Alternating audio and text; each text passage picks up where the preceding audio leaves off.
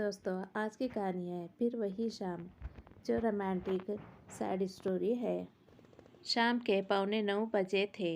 एक office colleague के आलीशान घर पर 150 अनजान लोगों के बीच वो लड़की खड़ी थी जिसे मैंने कभी पागलों की तरह चाहा, जिसे बरसों पागलों की तरह ढूंढा और जो 9 साल पहले अचानक एक शाम बिना बताए मेरी जिंदगी को छोड़कर चली गई थी।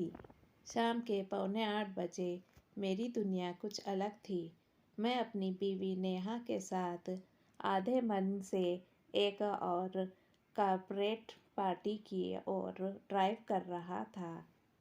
मेरी बीवी पला की खूबसूरत एक डॉक्टर है, पीडियाट्रिशियन। हमारे खुद के तो बच्चे नहीं हैं। औरों के बच्चों की सेहत सुधार के उनकी मुस्कुराहट से खुश होती है। मैं 35 का हूँ और मेरे माँ बाप के हिसाब से वो मुझसे करीब 35 गुना ज़्यादा समझदार है। उसने मेरे लिए नॉनवेज खाना शुरू किया, मुझे 6 बजे उठना सिखाया और ये ईमानदारी से मान लिया कि ज़्यादातर औरतें ख़राब ड्राइवर होती है।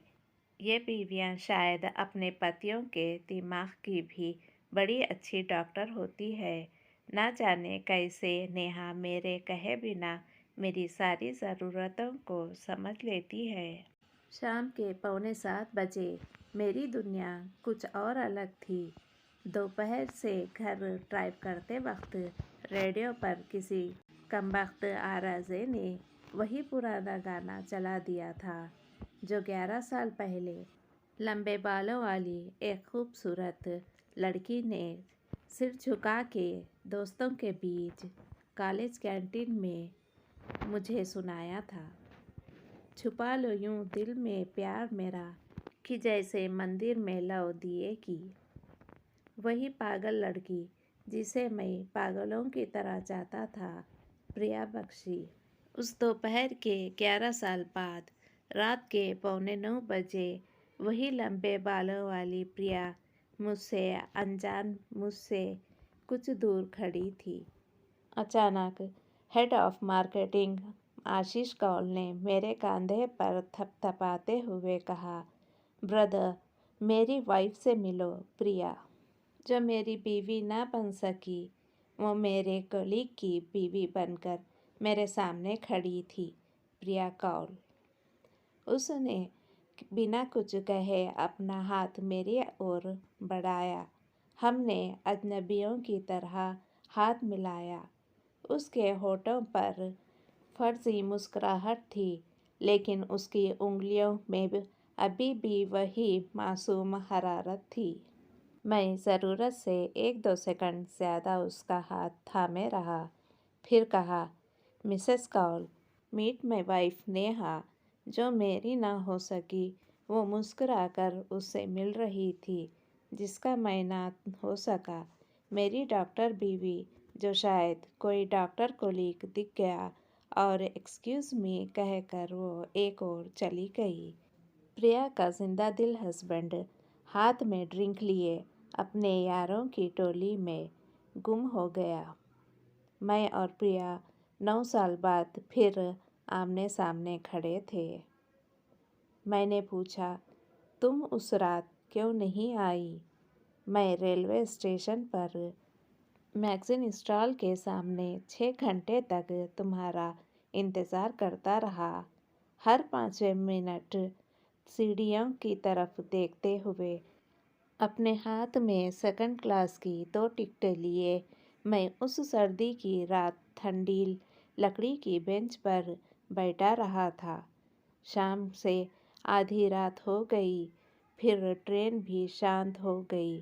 पटरियां खामोश, प्लेटफॉर्म वीरान। समोसा वाला अपनी बड़ी सी लोहे की कढ़ाई और बचा हुआ गूंदा हुआ आटा लेकर चला गया। एक बुजुर्ग झाड़ू से देर तक टूटे हुए कुल्हाड़ किनारे करता रहा, फिर आधा काम छोड़कर वे भी वहीं गुम हो गया। न कूली, न टीटी, न पैसेंजर। सब अपने अपने घर जाकर सो गए। बचा मैं और नींद में डूबे मुट्ठी भर मुसाफिर, जो मुझको मेरी तरह ही लग रहे थे। उन्हें जैसे ना कहीं जाना था, ना कहीं से आना था। बस यही एक वीरान प्लेटफॉर्म पर बैठकर एक अंतहीन इंतज़ार करना था। सम चिल्ली पनीर सार, वेटर ने कहा। जैसे किसी जादूगर ने मुझे एक गहरी नींद से उठा दिया हो। मैंने देखा, मैं प्रिया से बात नहीं कर रहा था, मैंने तो खुद से बात कर रहा था। मैंने बस इतना पूछा, तुम उस रात क्यों नहीं आई? प्रिया ने कुछ देर मुझे खामोशी से देखा, फिर बोली, कैसे हो तुम? मैंने कहा, तुमने जवाब नहीं दिया। वो बोली, कुछ सवालों के लिए जवाब नहीं बने हैं। तुम्हारी वाइफ बहुत खूबसूरत है, तुमसे बहुत प्यार करती है। मैंने कहा, पर मैं तुमसे प्यार करता हूँ अभी भी। वो बोली, तुम मुझसे नहीं, मेरे ख्याल से प्यार करते हो। मैं अश्विन कौल की बीवी हूँ, जो हमारे बीच था, उसे बहुत पीछे छोड़ चुकी हूँ। खुश हूँ रेलवे स्टेशन पर नहीं, अपने हस्बैंड के कलीग के सामने पुल साइड लॉन में खड़ी हूँ। जो वक्त हमने एक साथ बिताया वो बेहद खूबसूरत था, लेकिन वो बीत गया। उसे जब तक थाम कर रहोगे, सिर्फ तकलीफ मिलेगी। मेरी डॉक्टर बीवी दूर से अपना सॉफ्ट ड्रिंक लिए मेरी ओर चली आ रही थी और मैं उस कैदी की तरह महसूस कर रहा था जिसके लिए मुलाकात का वक्त ख़त्म हो गया था। मैंने प्रिया की आंखों में आंखें डालकर कहा, तुम उस रात क्यों नहीं आई? उस ट्रेन के सफ़र ने हमारी ज़िंदगी बदल दी होती, हमारी शादी हो गई होती, बच्चे होते, हम खुश होते। कुछ ही पलों में मेरी डॉक्टर बीवी मेरे पास पहुंच गई। उसने पूछा, अरे आप लोग पुराने दोस्त हैं क्या? प्रिया बोली, नहीं, कुछ गलतफहमी हो गई थी। फिर मेरी आंखों में देखकर बोली, ये मुझे कोई और समझ बैठे थे। 11:15 बजे थे। मेरी ज़िंदगी बदल चुकी थी। प्रिया मुझसे 10 मिनट दूर खड़ी थी, अपने हस्बैंड के साथ। मुझसे मोटा, मुझसे बदसूरत, मुझसे कम अक्ल, मुझसे हर मायने में कम आशीष कौल। यही वो डफर था जिसे प्रिया ने मेरे बजाय चुना था। वही प्रिया जो कॉलेज में घंटों मेरे साथ बिताती थी, जो मुझे अपने नोट्स बेझिझक नकल करने के लिए देती थी, जो मेरी खातिर हर दूसरे दिन अपने घर में झूठ बोलती थी। हमेशा वो रंग पहना करती थी जो मुझे पसंद थे, जो कार्ड्स खेलते वक्त हमेशा मुझे चीटिंग करके जिता देती थी, जो अपनी माँ से ट्यूशन पर जा रही हूँ कहकर मेरे साथ फिल्म देखने आया करती थी, जिसके लंबे बालों और काजल से सजी आँखों पर मैं फिदा था और टूटी फूटी शायरी करने की कोशिश करता था, जो मुझसे कभी खुलकर प्यार का इजहार नहीं कर पाई, लेकिन मैं उसकी बातूनी आँखों से सब सुनता था। वही जिससे मैंने एक दिन कहा था, चलो भाग कर शादी कर लेते हैं। मैं रात को 9 बजे स्टेशन पर तुम्हारा इंतज़ार करूँगा, और जिसके इंतज़ार में 9 बजे से 9 साल बीत गए। मैं जानता हूँ कि वो झूठ कह रही थी। मैं जानता हूँ कि वो मुझसे अब भी प्यार करती थी। मैं जानता हूँ कि वो अब भी वही चुलबुली लड़की थी जो कॉलेज में मेरे साथ बैठती थी और कॉलेज के बाद रोज़ बहाना करके मुझसे मिलने आती थी। मैं जानता था कि ये शादी उसकी कोई मजबूरी ही रही होगी। एक शादी में कैद होना और अपने असली प्यार को छुपाना मुझसे बेहतर कौन जानता होगा। लेकिन शायद सच का सामना करने से वो घबरा रही थी। तभी पार्टी के होस्ट ने एक अनाउंसमेंट किया। सब मेहमानों को एक गेम खेलना था, ट्रूथ और डेयर। बोलो या हिम्मत करो कुछ कर दिखाने की। प्रिया सामने बैठी थी और मैं सोचने लगा, क्या ये इतने सारे लोगों के सामने सच बोल पाएगी? सच में ट्रूथ और डेयर बड़ा मज़ेदार गेम है। 12 दोस्त एक सर्कल में एक दूसरे के सामने बैठे थे और एक दूसरे से निजी सवाल पूछ रहे थे। जो जवाब देने की हिम्मत करता था, लोग हंसते थे, तालियां बजते थे। जो हिम्मत नहीं कर पाता था, उसे एक टास्क बता दिया जाता था। मेज़ पर चढ़ो, मुर्गा बनो, एक अनजान औरत से अपने प्रेम का इजहार करो। पार्टी गर्मा रही थी और शाम हंसी के ठहाकों और शराब के प्यालों में डूबी जा रही थी। अचानक प्रिया की बारी आ गई थी। लोग उससे पूछने के लिए सवाल सोचने लगे। मेरी धड़कनें ऐसे तेज हो गई जैसे कोई गेम नहीं, मेरी ही इम्तिहान हो। कोई और पूछ पाता, उससे पहले मैंने ही पूछ लिया, शादी के पहले प्यार हुआ है आपको? महफिल अचानक खामोश हो गई। कुछ लोगों ने उसके पति को छेड़ना शुरू कर दिया। सब बेसब्री से उसके जवाब का इंतज़ार कर रहे थे। उसने मुझे देखा और चुप रही। थोड़ी देर की खामोशी के बाद आखिरकार वो बोली, नहीं, आज तक सिर्फ अपने पति से ही सच्चा प्यार किया है। वापसी में मैं 20 मिनट तक कुछ नहीं बोला।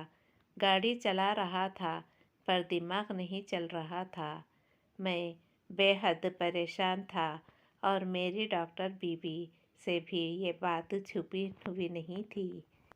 उससे रहा नहीं गया होगा, इसलिए थोड़ी देर के इंतज़ार के बाद पूछा, आर यू ओके? मैंने कहा, हाँ हाँ, क्यों? उसने कहा, नहीं, बहुत चुपचाप हो इसलिए पूछा। मैंने कहा, नहीं, पार्टी के बारे में सोच रहा था। वो बोली, हाँ, अच्छी पार्टी थी। मिसेस कॉल तो मुझे बहुत स्वीट लगी। तुम पहले से जानते थे क्या? मैंने कहा, नहीं, आज पहली बार मिला। 10 मिनट और बीत गए। नेहा खिड़की से बाहर देखती रही, फिर अचानक मेरी ओर घूमकर बोली, मैं 9 साल से जानती हूँ कि तुम प्रिया से प्यार करते हो, सिर्फ प्रिया से। शादी के कुछ दिन बाद ही गलती से तुम्हारी डायरी पढ़ ली थी। वो डायरी जिसमें तुमने अपनी और प्रिया की यादों के बारे में लिखना आज तक बंद नहीं किया। किताबों में रखे सूखे हुए फूल, वो सारे खत जो तुमने उसको लिखे लेकिन किसी पते पर उसे भेज नहीं पाए, वो सारे ग्रीटिंग कार्ड्स जो उसके बर्थडे के लिए थे, और हर 15 दिसंबर को जो तुम डिनर पर जाते थे मेरे साथ, वो तुम प्रिया का जन्मदिन सेलिब्रेट करने जाते थे। मैं सब जानती हूँ और 9 साल से आज की शाम का बेसब्री से इंतज़ार कर रही हूँ।